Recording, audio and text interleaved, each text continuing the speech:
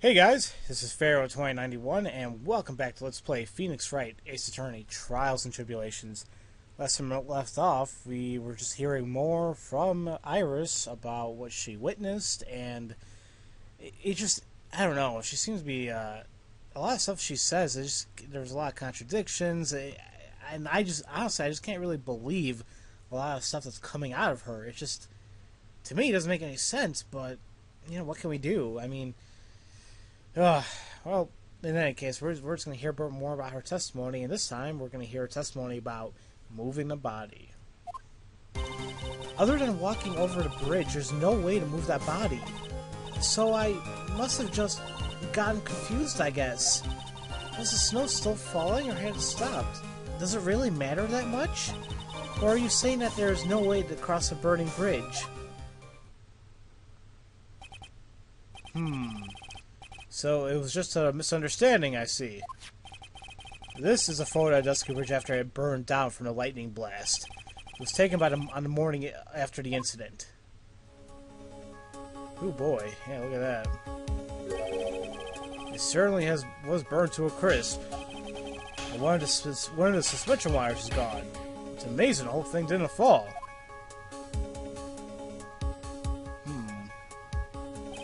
Clearly, it would be impossible to carry a corpse across a bridge in this condition. Yeah, I guess so. Unless I do something to discredit this testimony, it's going to be deemed as the truth, and Maya will be accused of murder. Right? I'm going to say this. I'm going to say it one more time. It is only human to make a mistake or to make an error, and only humans can spot the errors of our ways. The more sense he makes, the less sense he makes. Wait, what? Alright, Mr. Wright. Please begin your final cross-examination. Okay, well, this might confuse some people. But if you look clearly at the piece of evidence I'm going to present, then it'll pretty much be clear. Now she's saying here is, are you saying that there's another way to cross a burning bridge? Well, I can't really think of anything, but let's go ahead and let's look at Larry's sketch. Why don't you guys take a good look at it? We think that, you know, the bridge is on fire and Iris is like flying across the bridge. Okay, that's how Larry described it. And also, when you look at the new picture of the Dusky Bridge, you know, kind of examine this picture and then going back to Larry's sketch.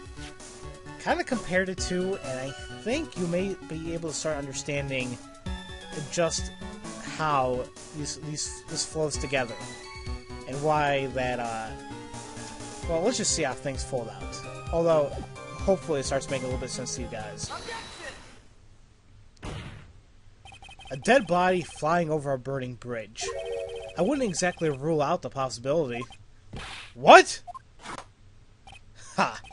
You're saying it's possible. Don't make me laugh. The only thing that's possible by your claim is that it's been pulled out of thin air. I don't know about that. In any case, we have a witness who did see it happen. I think he might say he might go plasterous. Kind of like, you know, Sylvester the Cat. Who is it? Who is this witness? I can't chicken out here. I've got to keep on attacking. Go, go, go! Miss Elise Donim's brilliant and highly gifted apprentice, Laurice Donim. Brilliant? Highly gifted? Apprentice? Remember what he said in his testimony? The night he was at the Mountain Shack, Heavenly Hall. And that's when he witnessed the event. I think you've all seen this sketch before. It's an exact drawing what he witnessed that night. Are you serious? Today's not April Fool's Day, is it? Mr. Wright, are you seriously claiming that the victim flew through the air? And you're using this pathetic scribble to support your argument. Uh-oh. The judge looks like he's about to blow a gasket. Ha! Well, Trite, there's nowhere for you to hide now. Other than looking like it was drawn by a 6-year-old, does this sketch prove anything? Yes, I'm pretty sure it does, and I'm gonna prove it. Listen, I know your tricks. You're trying to turn this whole thing upside down. If you're so eager to turn this case upside down, why not start with this sketch? Upside down? Why did Godot say that? Alright then, let's hear the defense's theory. What exactly is this sketch trying to show? I don't think old Whiskerface is gonna forgive any more mistakes. Alright, Phoenix. Look carefully and think it over. The sketch drawn by Maurice Stoneham is... Now, what is it? Is it exactly what happened? A complete contradiction? Or is it nothing? Think about this. He kept saying, are you going to turn this case upside down? Ha! Okay. I hope you guys understand now. Something is obviously funny about this sketch. I'm no art critic, but even I can see that. No, that's not what I mean, Your Honor. Maurice Stoneham stated over and over that this sketch was exactly as he saw it. However, if we're to believe his testimony, then the sketch contradicts reality as we know it. It contradicts reality? Ha! This is getting interesting. Looks like you're back to that finger-pointing thing again. Okay, Trite. So what exactly contradicts reality as we know it? Well, it's, crap. It's the... If you haven't realized by now, these are wires, okay? I believe one of these is actually a contradiction, but I can't remember. I think it's this one. It's this wire connected to the bridge. The wire? Is that the thing that contradicts reality? It is indeed. Then show us the reality it's supposed to conflict with. Show us something that will point out how the sketch contradicts reality. And that will be this new photo, because look at this wire. You guys understand now? Please tell me you understand what's going on. That's a photo of Dusky Bridge, correct? Yes. Now compare the sketch and the photo for a minute. In the sketch, the wires appear to be above the guard wires. But on the actual Dusky Bridge... Jumping Jehoshaphat!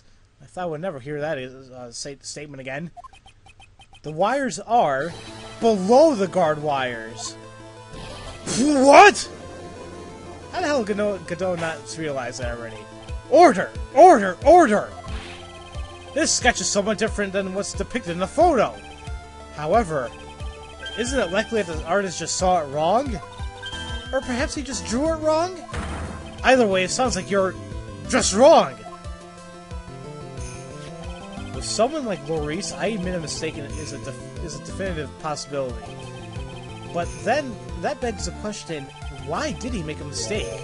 What was the reason? Are you saying you know the answer to that? Listen, think back, alright? Remember what Maurice was doing when he witnessed this event? He was at Heavenly Hall waiting for a lover that was never going to come. He waited and waited, and finally he laid down. But then, lightning shoots from the sky and sets the bridge aflame. Now ponder what sort of position Larry must have been at the time. He was lying on his back, which is why he remembered seeing the way he did. He was lying on his back?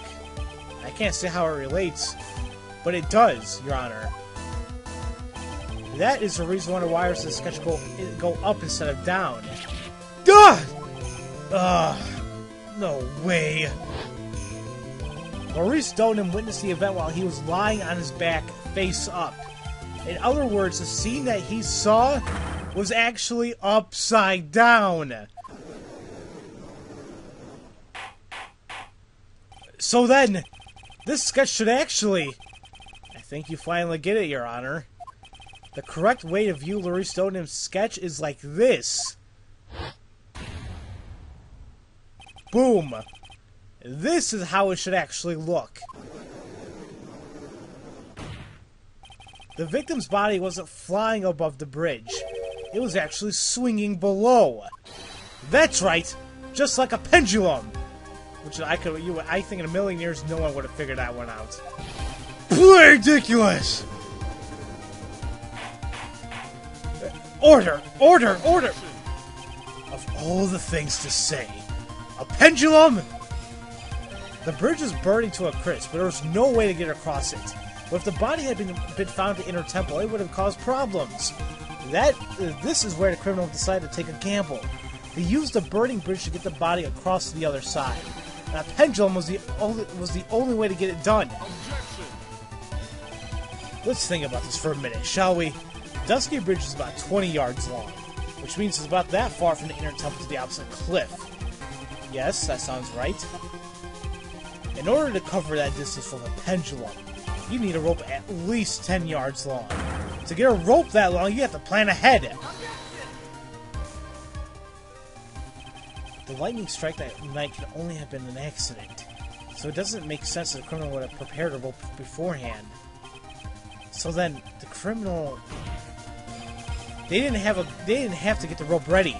The rope was already right in front of the criminal. What? I'm saying that it was just a matter of using what was already there. In that case, Mr. Wright, please give us an explanation to support your theory. What makes you think the criminal had a rope on her hand to create a pendulum? Once again, let's look at the bridge photo. As you can see, one of the suspension wires is out. It's cut. Kind of looks like a very long rope, wouldn't you say? And the meaning of this is, if you want to know where the rope came from, it's hanging right there in front of your glorious beard. Ah!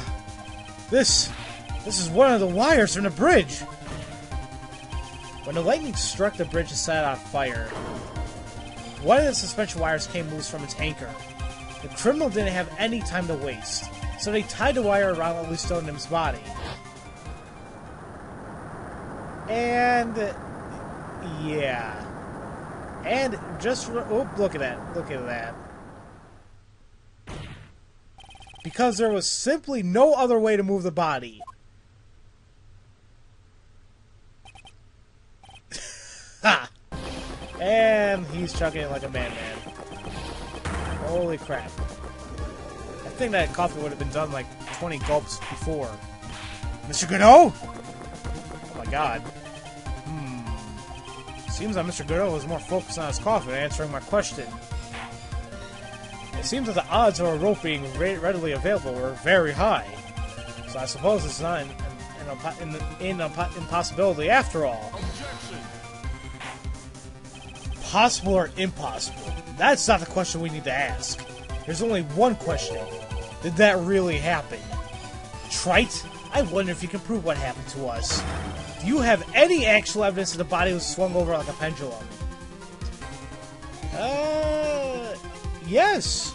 I think I do, actually. If you look at the autopsy report, that we knew that the body fell 10 feet after death.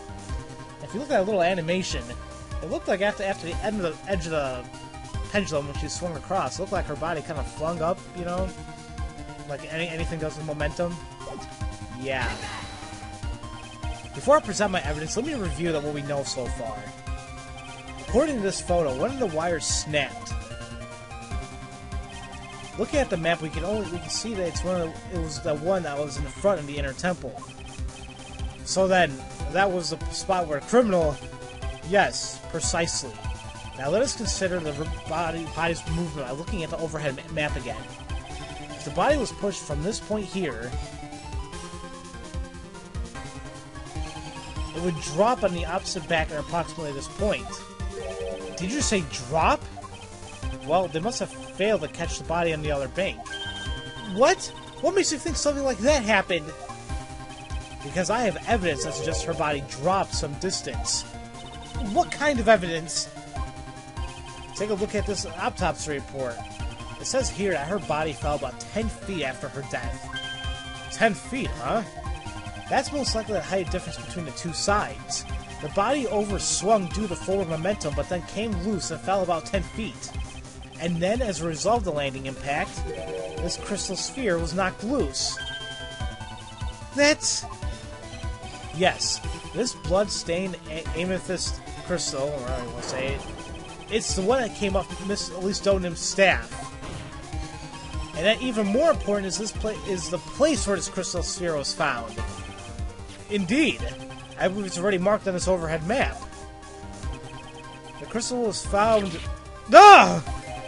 Precisely, Your Honor. In the very spot where the pendulum would arrive if given the right amount of speed. This explains your theory quite well, Mr. Wright. You have provided us with a way the body could have moved that night. Oh god, I heard that again. An impressive deduction, Mr. Wright. Most impressive. And yeah, I knew it. Mr. Wright! I thought this cold coffee might help you cool down. What is the meaning of this, Mr. Godot? Ah. That was a dark and bitter guess that you made, Wright. But you forgot about one thing. Oh? And what will that be? The aroma. Huh? Well, he got that coffee off his face pretty quick. Coffee's most reliable accomplice is its deep and profound aroma. The rest of the court doesn't speak Coffeenese. Can you elaborate a little bit more? If the criminal has sent the body to the other side, like you say, then naturally there must have been an accomplice laying in wait to catch it. An accomplice? The criminal wasn't able to cross Dusky Bridge. So, who collected the body? What do you have to say about that, Trite? Mr. Godot is correct. This can't be the work of a single person. Well, Mr. Wright, you know what you must do. Yes, Your Honor. The body couldn't have made it to Hazakir Temple without an accomplice. Very well then, if you please, Mr. Wright. Who was the person that received the body at Hazakir Temple's side? You know, this is where I would stop the body. Not the body, but the video. But I think I'm like so close to like the continuation mark that I'm gonna make this video a little longer. So we gotta say, who was there to receive the body? Well, it's not actually too hard to figure out. So, because the majority of these people, you just simply know they're not going to do it. But Iris says that she claims that she never went to the Inner Temple. We kind of figured that it was her sister there. So, if Iris is on the other side, then it's possible that it was her. It can only be you, Sister Iris. Huh? But I don't see why you're so surprised. The only way to transport the body from Dusky Bridge is by snowmobile. Well, with her bad back, Sister Bikini could never pick up a body like that. You're the only one that could have managed it. Trite, were you even listening to witness's testimony? On the night of the crime, this little cutie pie was on a cleanup duty in the inner temple garden after mother-daughter bloodbath. I haven't forgotten, but have you, Mr. Godot? This witness was also seen at Hazakir Temple, desecrating the corpse of the victim. Strange indeed. It's almost as if, on that night, the defendant was in two different places at the same time. Sister Iris, let me ask you something. Why didn't you mention it when you first gave your testimony? Mention what? The pendulum, of course. Using the sketch drawn by an eyewitness, I have established how the body was moved using a burnt-out bridge, which means it's now a fact that this occurred, something you should have already known. No! I had no idea! I didn't know anything about a pendulum! But the body couldn't have just been passed along to the other side without your help. So you should have known about it. In fact, it'd be impossible for you to be clueless about this whole thing. Unless you're not really Iris to begin with. What? How can you say that, Mr. Wright? What? What kind of nonsense is this? You're saying this witness isn't Iris of the Hazakura Temple? Objection. Are you serious, Wright?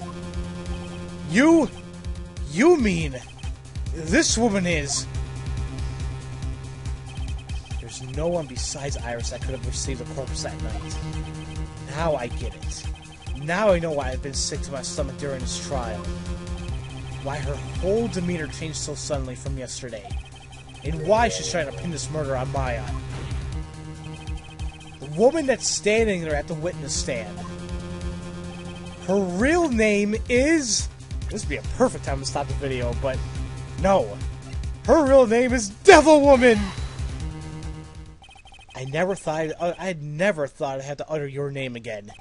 Let alone see you. It's been a long time, Dahlia Hawthorne. Hawthorne? Sister Iris had a twin sister. And you're looking at her. Miss Dahlia Hawthorne. That name rings some bells. Distant bells, but bells nonetheless. Ha! It's just your imagination, Gramps. This file contains all the relevant data about Dahlia Hawthorne.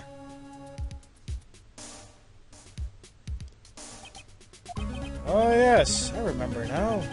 That case, 5 years ago.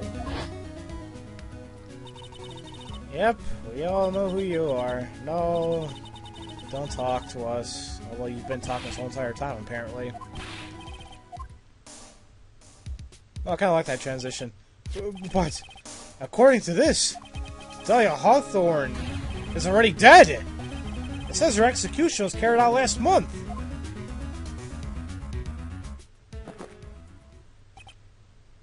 So what? Death has no meaning into this courtroom! What?! This isn't making any damn sense now. Order! Order! Order! Wait a moment! How can you? My sister! She's already dead! What kind of... You of all people should already understand. After all, the blood of the master of the Korean channeling technique flows within that body. The Korean channeling technique? Now, where have I heard that? That's right. You're not Dahlia Hawthorne herself. You're the spirit of Dahlia, currently inhabiting the body of a spirit medium. What an excellent story. Exciting, but quite impossible. You're asking us to buy that Dahlia Hawthorne just happened to be channeled by someone on the very night of the murder to a temple where her twin sister Iris was. Well, if you're gonna put it things that way, then yes. Objection. We're supposed to believe that a coincidence like that just happened? Naturally, it was no coincidence. The whole thing that was part of a plan from the very beginning. It's all written right here in these instructions. What's that? These instructions were written by your mother, Morgan Fay. And part of the plan called for Dahlia Hawthorne to be channeled. That night, there were 2 irises at Hazakura Temple. 2 of them. Even the time of the channeling was planned out. As soon as you hear the lights out bell. In other words, 10 p.m. However, Iris was seen before dinner time. That means the Iris that was at dinner was the real Iris. And the Iris who gave me this hood in the main hall was also the real Iris. Meaning that the Iris Sister Bikini saw the inner temple was someone else dressed as her, namely one Dahlia Hawthorne. Do you even know what you're saying, Trite? This whole channeling the spirit of Dahlia Hawthorne business. Yes, it's true that you found plans that talk about it. However, there's one thing that's perfectly clear. The witness currently standing in the witness stand is the real Iris. What?!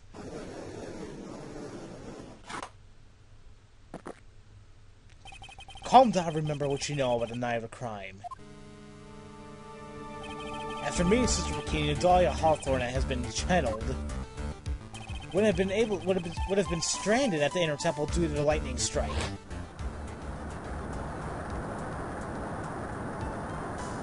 Oh man, this video went just past 25 minutes. Hopefully you guys are still there. It was later that the body was moved by pendulum. That's right. Naturally, this would mean that the Iris that received the body was the real Iris. Are you with me so far? Yes. After being notified of what happened, the police came to Huskera Temple's main hall. There, they found Iris in her room and arrested her. And ever since, she's been under police supervision at the detention center. Yes, I suppose. I can't deny any of that. Phew, thank goodness. It looks like he's finally convinced. But something still seems off. Way off. I'm still not convinced that Iris here is the same one from the other night. Ha! I suppose you're about to say something really ridiculous.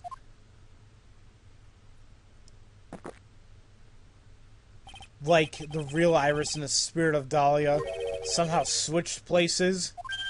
Switched places? To be perfectly honest, there are still quite a few things I don't even understand, but I do know that unless we confirm the witness's identity, we can't continue with this trial. Iris doesn't have the spiritual power needed to channel Dahlia, which means they must have switched places somewhere. Well, Mr. Wright, since the time she was arrested at Huskera Temple, has there been any chance for Iris to switch places with Dahlia Hawthorne? Yeah, I can think of one. Your Honor, I think there might have been one chance. Oh? Explain yourself. Yesterday, for a few minutes, Iris's whereabouts were unknown. Unknown? What do you mean? What I mean is, there was a span of time in which Iris was able to move about freely, unsupervised. Well, who was it? Who would give a murder suspect time to move about freely like that? Sorry. I know you didn't mean to. It wasn't your fault.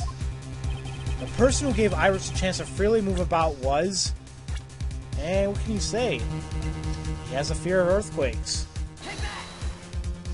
This is... Mr. Edgeworth, isn't it?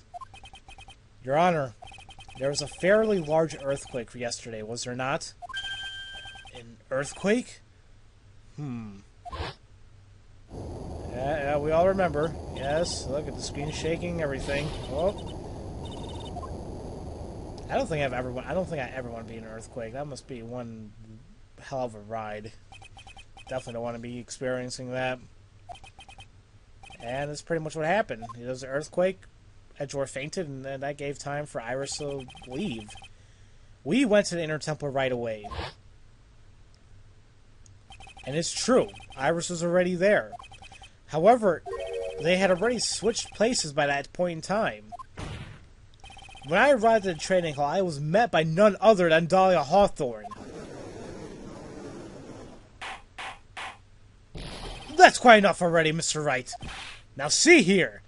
No judging is right, but I will consider the idea of spirit channeling and... Be quiet. Oh, no. It's been a long time, Mr. Judge. That voice!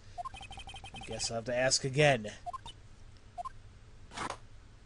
Upon meeting a beautiful lady, always ask for her name and profession. That's one of my rules.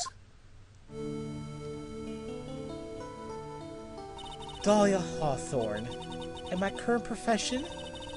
Permanently retired. Ha!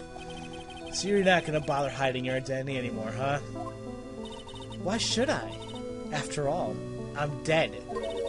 Oh, that is one creepy-ass sprite there. There's really nothing you can do to punish me. What is going on here? Dahlia Hawthorne. I never thought we'd meet again. I never thought we'd meet like this. But this time, I'll end it. For her and myself. No. No. The devil woman came back.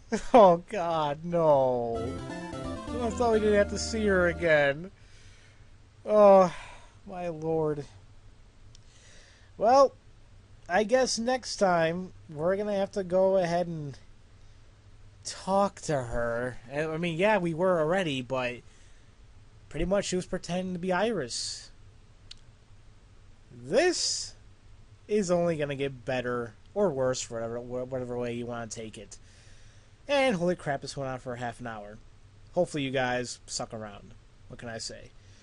So, as usual, thank you all for watching, and I'll see you guys next time for Let's Play Phoenix Wright, Ace Attorney, Trials and Tribulations. See you guys later.